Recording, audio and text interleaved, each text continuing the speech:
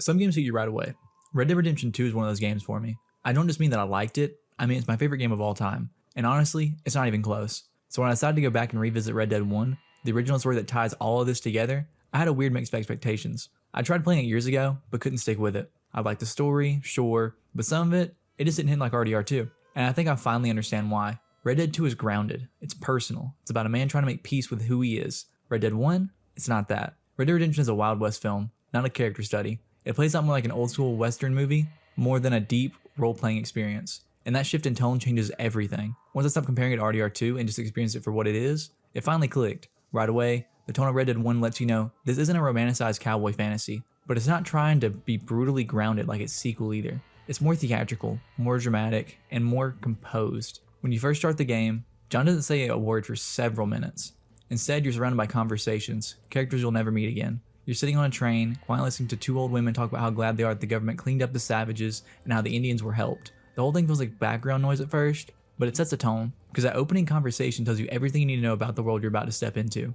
Red Dead Redemption is about how the world sees itself, not how John sees it. The entire narrative is built on lies, half-truths, and deception. The game isn't just showing you the death of the Wild West, it's showing you the myth of it and how it's unraveling in real time. And surprisingly, this plays better than you expect. The gunplay feels tighter than I remember, shootouts are surprisingly intense, especially when you're behind cover and actually use the Deadeye system like it was intended. The physics genuinely are better than what most people give it credit for. There's a way to everything from riding your horse across open terrain to how enemies react to gunfire. It's not Red Dead 2 level simulation, but it's clean, consistent, and in a weird way, more gamey, which kind of works with how cinematic the rest of the game's presentation is. Even the missions, at first, follow the same Western film energy. You're sitting at Fort Mercer, trying to confront your old gang member, Bill Williamson, and immediately get shot right in the chest. No slow build up, no careful planning, just walk up, get shot, almost bleed out. It's a moment that's so blunt, so direct, that it sets the tone for the rest of the game. The world doesn't care about honor, it only respects power. You wake up on a ranch, a woman named Bonnie McFarlane and her father have patched you up and taken you in. And this entire section, honestly, is the closest thing you'll find to peace in the entire game. The McFarlanes are decent, honest, and straightforward people. They don't want to scam you, they don't want to shoot you, and they don't want to drag you into some hidden agenda. They just want to run their ranch, and they treat you like a man trying to change, not a pawn in someone else's war. But these early missions, they're rough. I get it, it's a ranch, you need to do ranch stuff. But the sheer amount of cattle herding, horse wrangling, and follow this NPC across the map missions feels like Rockstar was actively trying to see how long it would take for you to quit. These missions aren't just slow, they're draining. And not in a look how immersive this is way, they just feel tedious. Some feel like someone confused realism with fun.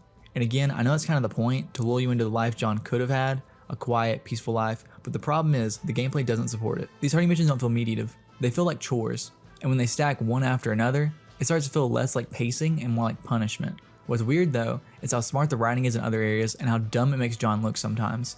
Take Nigel West Dickens or Irish or Moses, or basically any other character who obviously has a scam running. You'd think after growing up in a gang with Hosea, literally the most refined con artist in Red Dead 2, John would see through all of this. Even if Rockstar hadn't written Hosea yet, when they made this game, you can feel the dissonance. This is a guy who's been around outlaws, cons, and liars his entire life. Why does he fall for every single one of them like he's never seen a scheme before? It's not that John's dumb. If anything, he's often the smartest guy in the room when it comes to action. But when it comes to people, the game sometimes forces him into being naive for the sake of the plot. And it's frustrating because in moments where you're supposed to believe he's clever, like during those shootouts or when he's intimidating people, it works.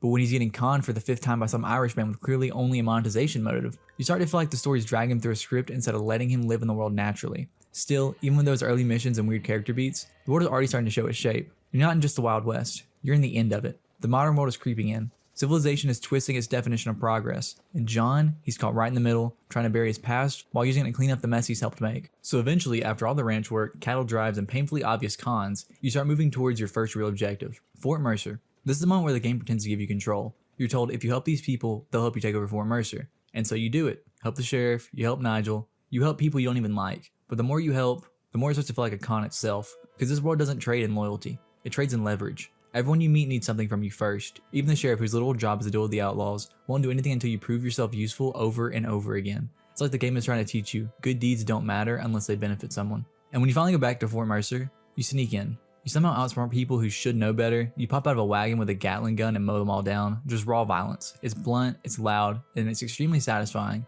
but also feels kind of hollow, because after all that build up, all the anticipation, all the chores, Bill's already gone. You didn't win, you just cleared a waypoint. That's when the game put its first real curveball, Mexico. This caught me off guard, not because it was unexpected, the story does build towards it the entire time, but because of how different the tone becomes. It's not just changing location, it's a shift in everything. You cross the river and immediately realize you're now playing by a different set of rules. The morality is muddier. Even the color palette changes, harsher lighting, more contrast, deeper shadows. Mexico doesn't feel like a new chapter. It feels like an ambush, which is portrayed by a gang attempting to gun you down as you cross the river because of something that Irish, the man helping you cross the river, had done when he crossed them. And here's where things start getting layered. You're told Bill's hiding with Javier, another former gang member, so naturally, the next 10 to 15 missions have nothing to do with him. Instead, you get dragged into a civil war helping two sides who are both lying to you. Colonel Linde, the corrupt leader, Abraham Reyes, the so-called revolutionary, at first, they seem like polar opposites. Tyrant versus liberator. But the more time you spend with them, the more you realize they're the exact same person. They both exploit people, they both use women, and they both see John not as a person, but as a tool. And John just keeps playing along. This is where John's intelligence gets tested again. And depending on how you read him, it either works or it doesn't. On one hand, you could argue he's just doing what he has to, playing the game, biding his time. But on the other hand, it really does feel like he's just walking into the same trap twice. Let's take the mission where you're told Javier and Bill are captured. You go to the location, you go to the church expecting a confrontation, maybe a standoff, and instead they tie you up and steal your gear. It's almost identical to that moment in RDR2 when the O'Driscolls kidnap Arthur and toss him into a cellar, but in that game, Arthur learns from it. He gets smarter, even more paranoid. Here, John shrugs it off and just keeps on helping. And I get it, Rockstar hadn't written Arthur yet when this game was made, but looking at both stories together, it creates this disconnect. John's a man on a mission, but sometimes it feels like the writers wanted the plot to move forward more than they wanted John to evolve. That said, there's something kind of brilliant about that too. Because what if that's the point? What if the world's so rotten, so layered in lies and corruption, that the only way to move forward is to let yourself be used, just long enough to strike back? Maybe John isn't dumb, maybe he's just desperate. Mexico also has some moments that are very easy to miss, but say a lot. The music that plays when you first cross into Mexico isn't background noise, it's a full track with lyrics, Far Away by Jose Gonzalez. It's reflective, slow, almost sad, and it sets the tone perfectly. You're not riding towards glory, you're riding deeper into the abyss. You start to see how the world views John, not as a man trying to right his wrongs, but as a tool, a means to an end, and John lets it happen. Because he's so focused on finishing this mission, he stopped asking why it matters. And that silence, that numbness, it creeps in slowly, but by the end of the Mexico arc, you feel it. You're not saving anyone, you're not even helping, you're just digging through the ruins of someone else's war. By the time you track down Javier, it's not even satisfying. You don't get a big speech, you don't get closure, you just find him.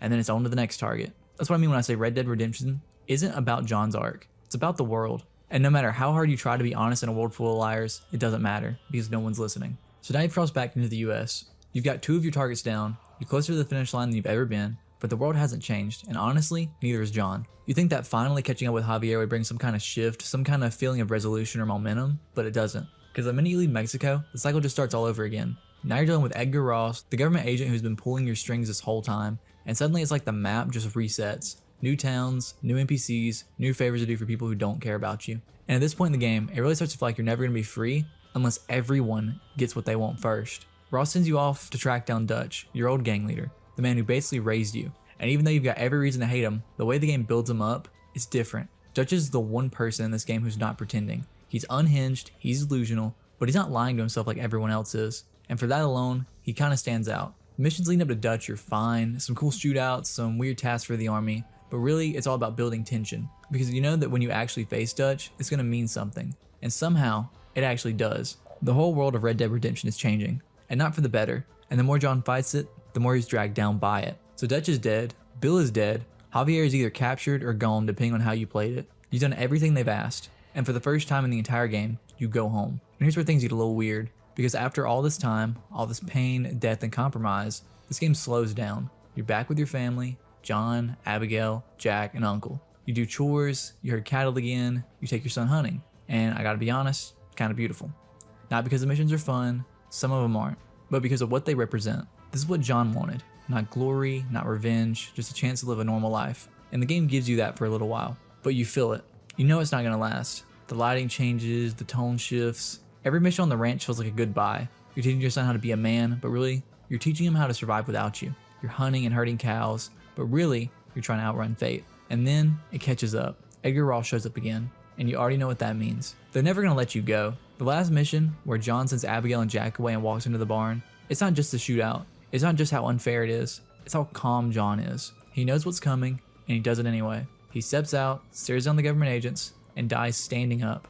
That moment, that's not redemption. That's resignation. Because Red Dead Redemption was never about saving yourself. It's about accepting the cost of who you used to be, and paying it in full. But the story doesn't end there. You jump forward a few years, now you're playing as Jack. He's not trying to live a better life. He's trying to finish the cycle. He tries to track down Edgar Ross, but in the meantime, he's come in contact with his wife. She, similarly to Abigail, talks about how the government will milk her husband to his grave. When you do track him down, you first find his brother, who warns you of his temperament. You start to feel bad, not for killing him, but for the people who will be affected by his death, in the same way you would feel about John. When you find him fishing, you kill him. Not in a dramatic boss battle, not in a true heroic final duel, just point and shoot, and that's it. No music, no celebration, no you did it, because you didn't. You just became the thing your father died trying to leave behind, and then the credits roll. That's the tragedy of Red Dead Redemption. It's not that John died, it's that Jack didn't understand why he had to. Red Dead Redemption doesn't hit you all at once, it lingers. There's a strange, slow-burning realization that creeps in the more you think about it, because when you first finish the game, it might just feel like a gut punch. It's not some massive twist or explosive ending. It's quiet, it's calm, and it's inevitable. But when you sit with it, when you really reflect on what happened, it gets heavier. You start remembering how John tried to do everything right, how he gave the government what they wanted, how he built a home, taught his son, repaired his marriage, and still it wasn't enough. Red Dead Redemption isn't a power fantasy. It's a story about powerlessness. No matter how good your aim is, no matter how many missions you complete, you can't fix this world, because the people in charge were never asking you to fix it. They were just using you to clean up the mess that they themselves didn't want to take responsibility for. And that's what makes the ending so brutal. John's death isn't treated like a hero's sacrifice. It's treated like a cleanup operation. The men who kill him don't care about honor or closure, or any of the things players care about. They care about tying up loose ends. And John Marston, the man we spent an entire game with trying to redeem, was just one more loose end on their list. And Jack, he doesn't know any better. He thinks revenge is the answer. He thinks finishing the story is what his father would have wanted. But that's a tragedy, because John didn't die for vengeance. He died for peace, for his family. And by picking up that gun again, Jack erases all of it. You don't feel proud when the credits roll, you feel empty, because deep down, you realize this was never a redemption story. It was a warning about how the world doesn't change just because you do, about how trying to outrun your past is only ever going to lead you back to it, and about how doing the right thing, especially in a corrupt world, doesn't guarantee a good ending. Looking back on it now, I understand why this game didn't resonate with me the first time. I went in expecting RDR2 Part 2. I wanted more depth, more introspective, more quiet character moments. But Red Dead 1 was never trying to be that. It's not about subtlety, it's about reality. Not reality in the grounded simulation sense, but emotional reality. The kind that hits you when the dust settles. This is a game about people who don't get happy endings. Not because they didn't earn them, but because the world doesn't allow them. So yeah, Red Dead Redemption is rough in places, the mission structure is old school, the pacing is weird, and John, at times, feels like he's doing things just because the story needs him to. But it's also one of the boldest, most unflinching Western stories I've ever seen in media. And it ends with something most games are too scared to say. Sometimes doing the right thing costs you everything. And even then, the world might not care. But that doesn't mean it wasn't worth doing. If you've ever played RDR1, or if you bounced off it like I did the first time, I honestly think it's worth revisiting. Not as a follow-up to RDR2, but as its own individual thing. A raw, messy, painful, and oddly beautiful story about a man trying to escape who he was, in a world that refused to let him. Thanks for watching, and if the story means something to you, I've got more retrospectives like this, and even more coming up. So if you're into that kind of thing, you know what to do. Like and subscribe, trying to hit 50 subs. See you next time.